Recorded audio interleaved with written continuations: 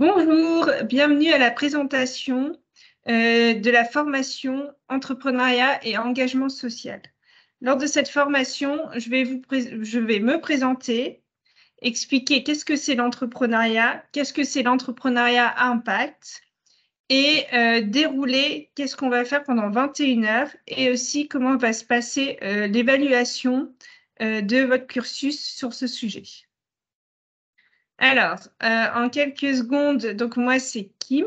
Je viens d'une famille d'entrepreneurs depuis plusieurs siècles, car on a une entreprise familiale.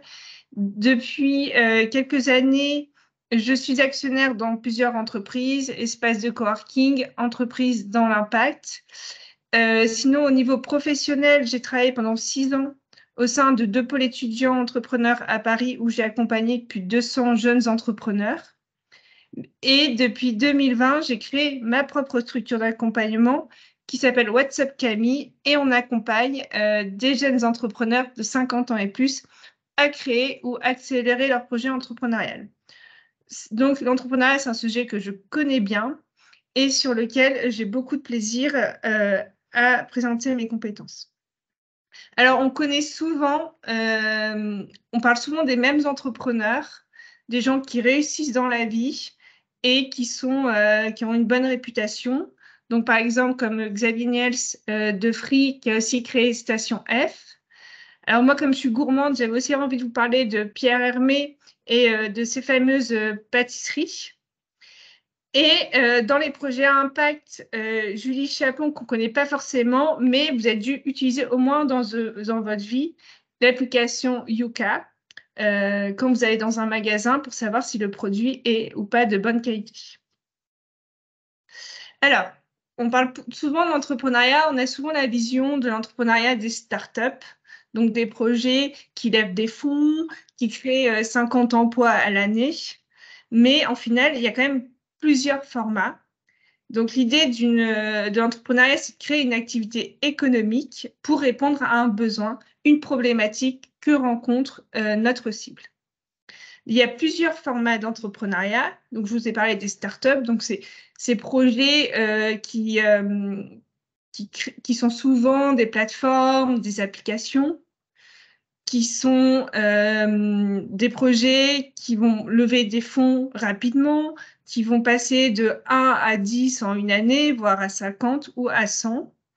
Alors qu'en face, et ça c'est une majorité des entreprises qui sont créées chaque année, des micro-entreprises où c'est souvent une personne qui crée son projet, donc qui peut être consultant, artisan ou d'autres métiers.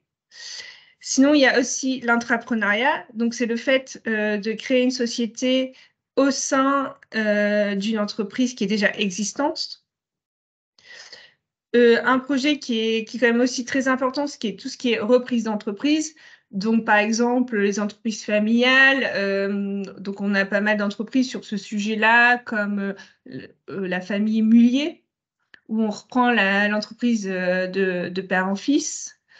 Ça se passe aussi chez LVMH, voilà, ce type d'entreprise. Et après, on a plutôt des petites PME, l'artisan du coin, où la personne ferme et quelqu'un d'autre reprend le projet. Ensuite, vous avez tout ce qui est franchise.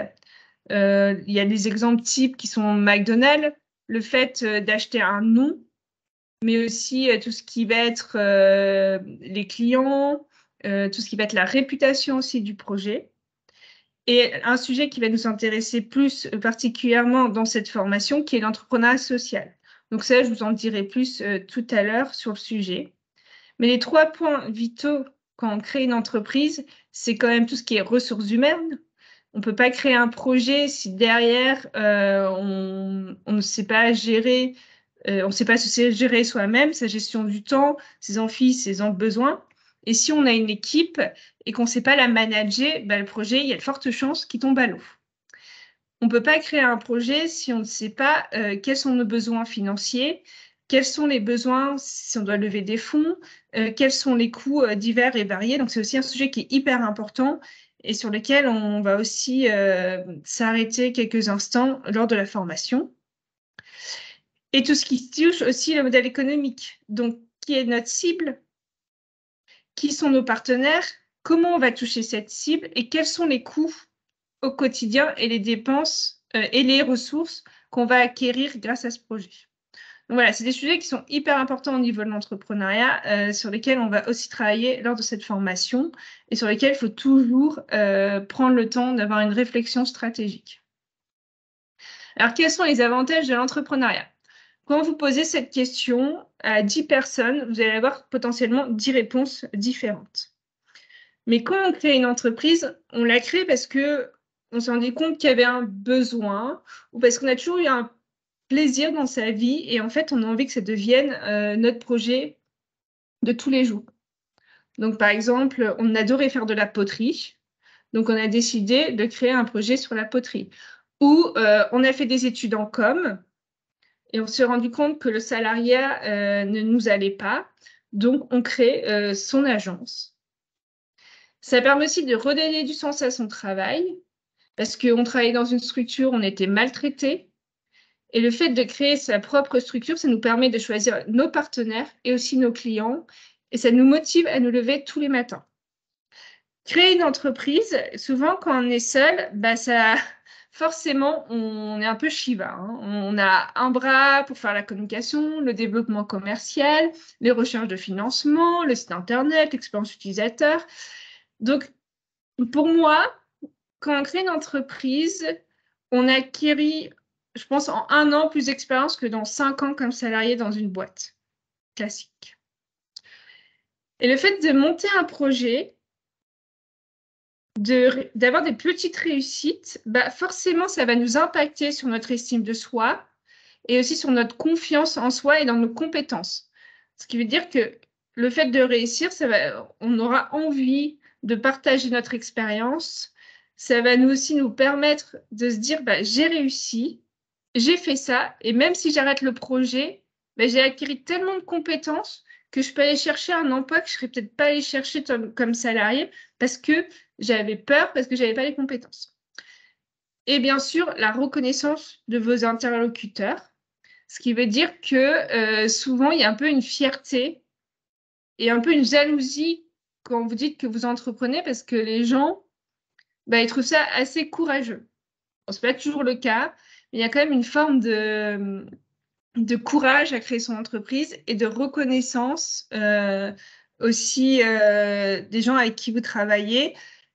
Et quand vos clients sont contents, ils vous remercient. Et non seulement ça vous permet de trouver de nouveaux clients, mais ça impacte votre estime de vous et ça vous motive à vous lever chaque jour et à de continuer votre projet.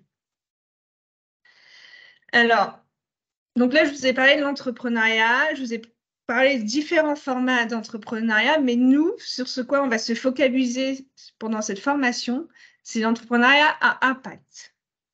Alors, quand on crée une entreprise à impact, notre objectif, c'est de résoudre des problèmes sociaux. Donc, par exemple, de réduire le chômage, de réduire la précarité, d'accompagner des femmes à être mieux, avoir une meilleure estime d'elles-mêmes, réduire. Voilà. L'idée, c'est vraiment d'agir pour le mieux-être, avoir un impact sur tous les sujets que peuvent vivre des personnes éloignées de l'emploi, dans la précarité, voilà. Et bien sûr, c'est aussi mettre des projets en place pour avoir un impact sur l'environnement. Donc là, j'ai pris 3 exemples qui sont quand même assez connus et qui sont dans des domaines quand même très spécifiques de l'impact. Donc Biocoop, je pense que tout le monde connaît, c'est tout ce qui est produits écolo dans des supermarchés. Ensuite, Phoenix, c'est la start-up, maintenant qui est devenue une PMI anti-gaspi, où par exemple, voilà, vous allez dans un magasin et pour 5 €, vous avez accès à des produits qui vont être jetés. Donc, ça a permis justement de ne pas jeter ces produits. Et je pense qu'ils font plusieurs millions de déchets qui ne vont pas être jetés et c'est bien. Et Mamie Boom, en fait, c'est une entreprise qui permet à des seniors de lutter contre l'isolement en leur mettant à disposition des étudiants pour faire des sorties, pour aller chez le médecin, etc. Donc, voilà, il y a plein de possibilités de monter des projets à impact. Ça peut être aussi, l'impact, c'est aussi en interne, pas seulement en externe. Donc, justement, pour en parler, je suis partie sur les 4 piliers de l'entreprise à impact, donc du réseau des PME et TPE de France, donc, qui s'appelle Impact France. Donc, non seulement l'idée, c'est de faire des projets qui ont un impact dans la société, comme par exemple les structures dont je vous ai parlé tout à l'heure, mais aussi en interne. Ça veut dire être transparent sur les décisions qui sont prises par le dirigeant, travailler sur la stratégie avec ses salariés, les mettre au cœur du métier, bien les payer, les reconnaître, avoir une politique aussi écologique dans son quotidien d'entrepreneur et dans le quotidien de l'entreprise. Ça, c'est hyper important. Par exemple, si vous vendez des produits écolos, mais que vous n'utilisez pas des produits écologiques dans votre quotidien, c'est un peu du greenwashing. C'est de la mauvaise pub. Quand vous travaillez avec des... Il faut aussi, si vraiment vous travaillez avec des partenaires, il faut que ce partenaire soit aussi écologique. En fait, l'idée, c'est vraiment d'avoir une réflexion interne, externe. Aussi d'utiliser des outils de communication qui sont le plus écologiques. De ne pas travailler avec des gens qui ne respectent pas leurs salariés. Donc voilà, c'est vraiment l'idée d'avoir tout ça en interne et en externe et de bien le mettre en avant et d'être le plus transparent possible. Alors, pour en revenir à la formation en tant que telle, donc on va avoir la chance de travailler pendant 5 demi-journées ensemble.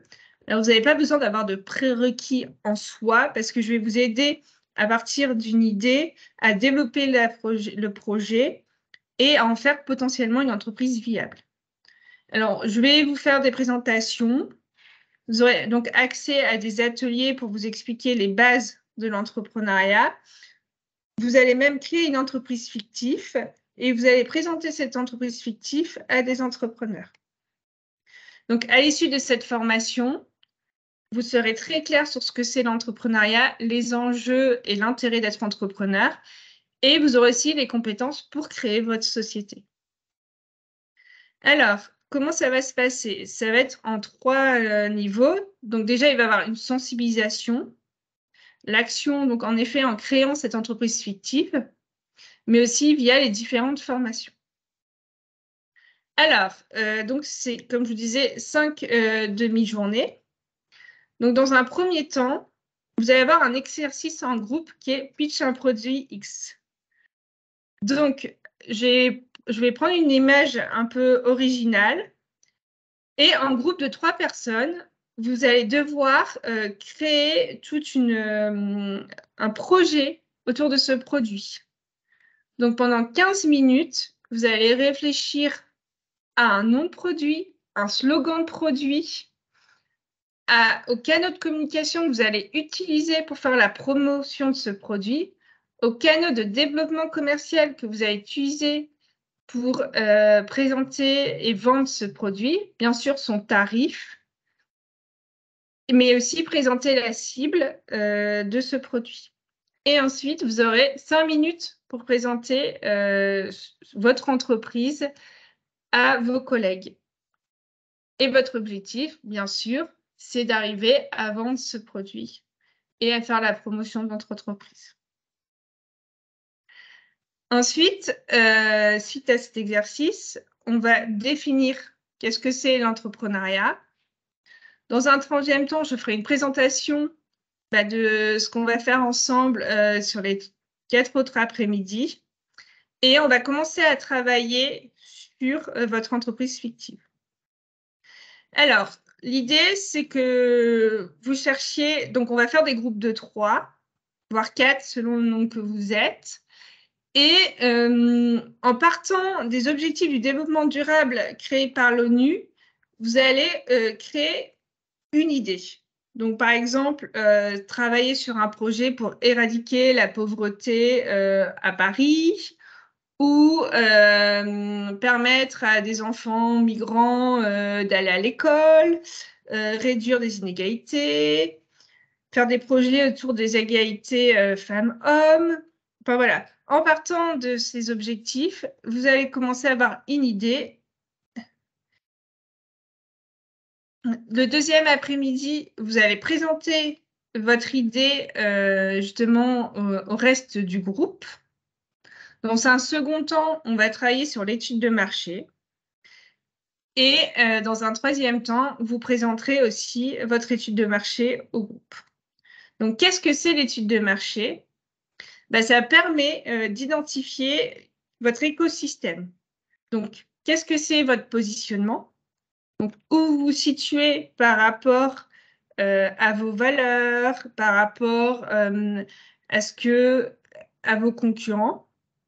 Ensuite, vous présenterez votre cible, donc votre cible directe, des gens qui proposent le même service que vous, ou les cibles indirectes, donc tout ce qui est les personnes ou les entreprises qui proposent des choses qui pourraient substituer à votre projet ou à votre produit.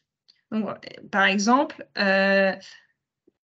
McDonald's pourrait substituer à un restaurant, ou le cinéma est le concurrent direct du théâtre.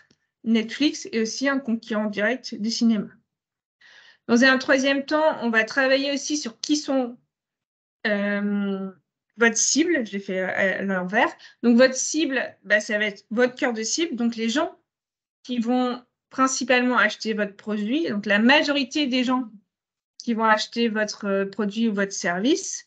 Et ensuite, les cibles secondaires, ceux qui sont intéressés par votre service, mais qui sont moindres, ou les personnes qui vont utiliser votre service, qu'on appelle les bénéficiaires, mais ce n'est pas eux qui vont payer. Donc, par exemple, si vous vendez des produits pour enfants, la cible, ça va être les parents parce que c'est ceux qui vont payer, mais les personnes qui vont utiliser, c'est les enfants. Donc, il faut avoir une réflexion non seulement sur comment toucher les enfants, mais aussi que derrière, les parents payent. Ensuite, on va travailler aussi sur vos partenaires. Donc, les partenaires, c'est quelles sont les structures qui vont vous permettre soit de lancer votre projet ou de toucher votre cible.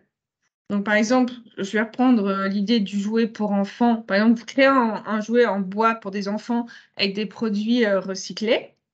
Vos partenaires, ça va être les grandes surfaces, ça va être des plateformes de mise en avant de produits de seconde main. Et ensuite, votre environnement. Alors, quand on crée un projet, il faut aussi avoir une réflexion sur tout ce qui est juridique, tout ce qui peut être problématique aussi socio-culturelle, etc. Donc, il faut vraiment que l'idée de l'étude de marché, c'est que vous soyez clair sur tout ce qui se passe, non seulement sur votre produit, mais aussi dans le monde et en France. Donc, on va travailler avec des outils que vous connaissez sans doute, qui sont le SWOT, donc force, faiblesse, menace, opportunité, donc qui vous permettent de connaître en interne quelles sont vos forces, vos faiblesses, et en externe, quelles sont les opportunités et les menaces par rapport à votre marché, mais aussi par rapport à vos concurrents. On va parler aussi du PESTEL. Tout à l'heure, je vous parlais de votre environnement. Donc, par exemple, pendant le Covid, eh bien, il y a pas mal de restaurants qui ont dû fermer. Alors, qu'est-ce qu'ont fait les restaurants? Ils se sont dit qu'il fallait faire de la vente à distance. Ça, c'est des choses sur lesquelles il faut être en réflexion via le PESTEL. Il y a plein d'autres exemples, et le PESTEL, c'est quelque chose comme une étude de marché qu'il faut faire tous les 6 mois. Alors, la troisième après-midi, on va travailler sur le business model, et ensuite, vous présenterez le business model aussi au reste du groupe. Alors, qu'est-ce que c'est le business model? Moi, je vous en propose un qui s'appelle le Lean Startup Canva. L'idée, c'est que vous soyez très réactif par rapport à votre projet pour que vous puissiez y travailler le plus vite possible. Donc, dans ce business model-là, on va dire, c'est une représentation, on va dire, résumée de votre projet qui vous permet d'avoir une compréhension de ce que vous proposez, à qui, avec quels moyens de communication et d'outils de développement commercial vous utilisez, et aussi vos coûts et vos ressources. Dedans, on va aussi mettre quels sont les problèmes que vous souhaitez résoudre, quelles sont votre valeur ajoutée par rapport à vos concurrents et comment vous allez calculer que vous avez réussi ou pas à vendre votre produit ou à mettre en place vos différentes astuces. Et bien sûr, quels sont vos clients.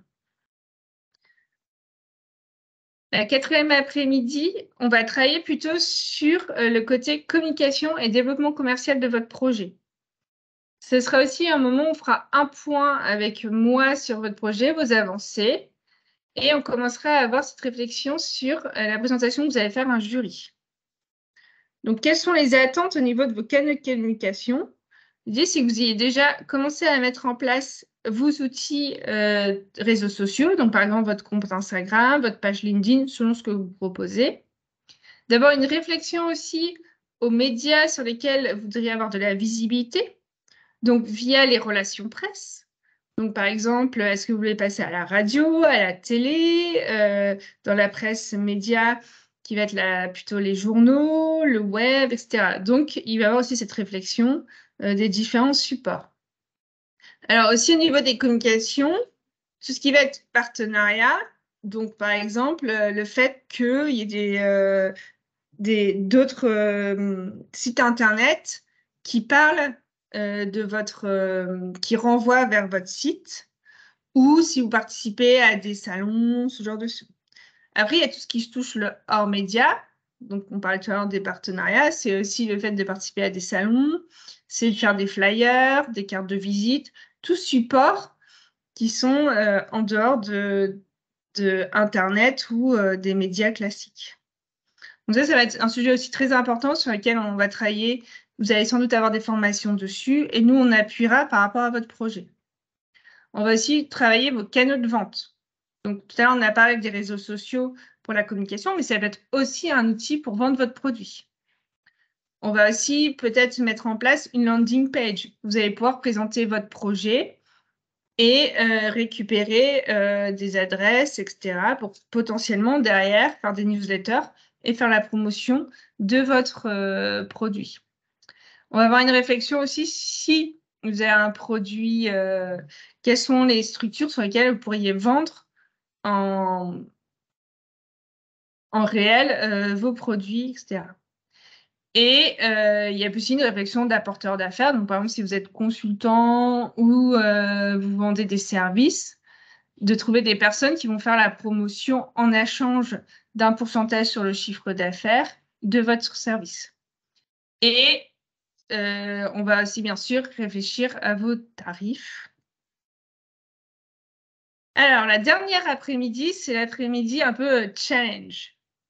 L'idée, c'est que vous travaillez vraiment sur une présentation que vous allez faire à un jury.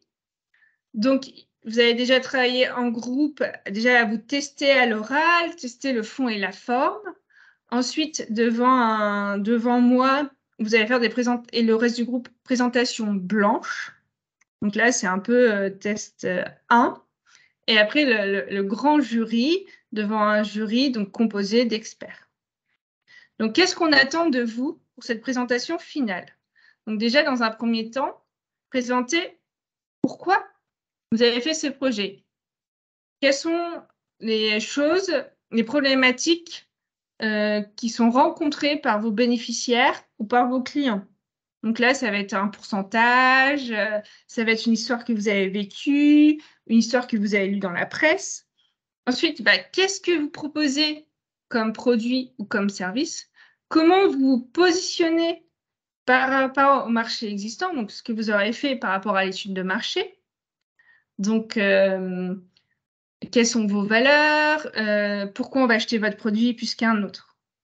Ensuite, quels seront vos canaux de communication pour mettre en avant vos projets? Mais aussi, quels sont les canaux de vente? Donc, voilà tout ce qu'on a dit tout à l'heure. Quatrièmement, on va vous demander de qui est composée l'équipe. Donc, par exemple, qui est le responsable de l'entreprise ou de l'association, qui est responsable communication, du développement commercial, des partenariats, etc. Vraiment. Et ensuite, l'historique de chacun. L'idée, c'est qu'on comprenne pourquoi votre équipe est faite pour ce projet et pourquoi ça va marcher.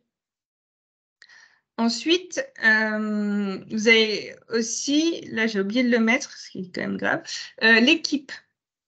Pas l'équipe, la cible. Qui est votre cible? Qui est la personne à qui vous allez vendre votre produit ou votre solution?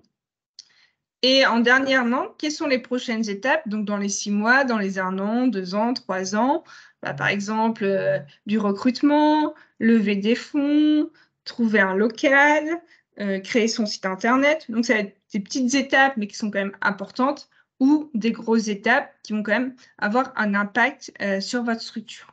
Et bien sûr, quelques chiffres. Donc, tout à l'heure, je vous ai parlé des tarifs, mais il y a aussi les chiffres, les coûts d'une ressource humaine, les coûts des locaux. Qu'est-ce que vous pensez faire comme chiffre d'affaires dans l'année, dans les 2 ans, dans les 3 ans? L'idée, c'est que vous soyez clair sur ce que vous proposez, qui vous touchez, qui sont vos concurrents et comment vous vous positionnez, comment vous allez toucher ces personnes-là, comment vous allez vendre aussi ces produits, pourquoi vous êtes en interne compétent, et peut-être aussi vous allez utiliser des personnes en externe, des freelances ou d'autres partenaires pour proposer votre produit, et qu'est-ce que vous allez mettre en place dans les 2-3 prochaines années. Alors, qui sera en jury? Donc, l'idée, c'est d'avoir 5 experts, soit des personnes qui travaillent dans des structures d'accompagnement, soit des entrepreneurs. Vous aurez 10 minutes de présentation, donc pour présenter tout ce que je viens de vous dire, et 10 minutes de questions-réponses. Donc, ça va être des questions sur le fond et sur la forme. Donc, ça va être, OK, vous avez présenté vos clients, il manque telle chose, pourquoi ce projet-là, pourquoi ces réseaux sociaux-là. Voilà, en fait, l'idée, c'est qu'ils vous challenge un peu et qu'ils aillent plus loin avec vous dans la réflexion du projet. Ils ne sont pas là pour être méchants, ils sont là pour être bienveillants et vous allez apporter des nouvelles notions. Et vous mettre aussi dans la peau, ils vont se mettre aussi un peu dans la peau d'un client et vous mettre, pour vous permettre de vous mettre, vous, dans la position d'un entrepreneur. Et ensuite, ils vont vous faire un retour sur le fond et la forme. Alors, le fond, c'est tout ce que vous avez présenté. Donc, tout ce qui va être le positionnement, tout ce qui va être le développement commercial, la communication, tout ce qui va être la logistique. Voilà, vraiment d'être le plus clair possible. Et au niveau de la forme, ça va être votre présentation, des choses qu'ils n'ont peut-être pas compris, ou peut-être le fait que vous écrivez trop, ou que vous n'êtes pas clair, et aussi sur votre discours. Est-ce que vous parlez trop vite, trop lentement? Est-ce que vous êtes trop familier? Voilà, l'idée, c'est vraiment de vous faire des retours bienveillants pour vous permettre d'être plus à l'aise dans votre posture et d'utiliser toutes ces compétences que vous avez acquises pendant nos 21 heures et aussi pendant ce jury pour que vous puissiez utiliser par la suite. Alors, au niveau de l'évaluation de nos 21 heures, vous aurez une note qui sera donc composée à 50% de votre présentation finale et aussi 50% de votre dossier écrit. Donc, ce sera une sorte de sommaire exécutif où on attend dedans que vous présentez en quelques pages toujours qu'est-ce que vous résolvez comme problématique, quel est votre positionnement, vos clients, tout ce qui va être aussi communication, réseaux sociaux. Voilà, l'explication, un peu comme ce que vous avez fait dans la présentation, mais par écrit et avec un vrai business plan. Merci pour votre attention. Si vous avez des questions, je suis disponible.